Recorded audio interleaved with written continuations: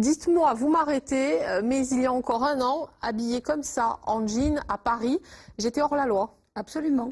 Janvier 2013, on supprime la loi qui interdisait depuis la fin du 19e siècle aux femmes de porter le pantalon, sauf pour monter à cheval ou conduire un vélo. Ça paraît complètement fou qu'il faille attendre 2013. Alors, vous le dites, hein, c'est symbolique, c'est une anecdote. Mais franchement, ça paraît juste fou. Bah oui, exactement. Et d'ailleurs, dans mon livre, je me souviens avec beaucoup de précision de la première fois où j'ai porté un pantalon à l'école. C'était en 1969. Et jusque-là, nous n'avions pas le droit, nous, les filles, d'aller à l'école en pantalon. Donc vous voyez que c'est finalement dans la réalité des faits et non pas dans celle de la loi, ça n'est pas si éloigné que ça. Alors, dans ce livre, dans le prologue, vous vous adressez à votre future arrière-petite-fille. Bon, elle n'est pas encore née, ni même conçue. Vous avez 2 fils en plus, hein, ça ne s'invente pas.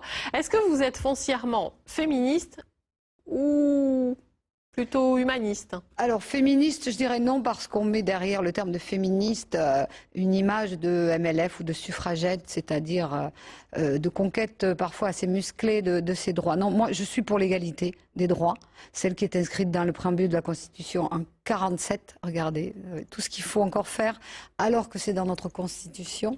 Je suis pour l'égalité des droits et pour faire en sorte que les femmes aient accès à ces droits. C'est ça qui est le plus important, parce que l'égalité des droits, elle existe, elle est dans la loi.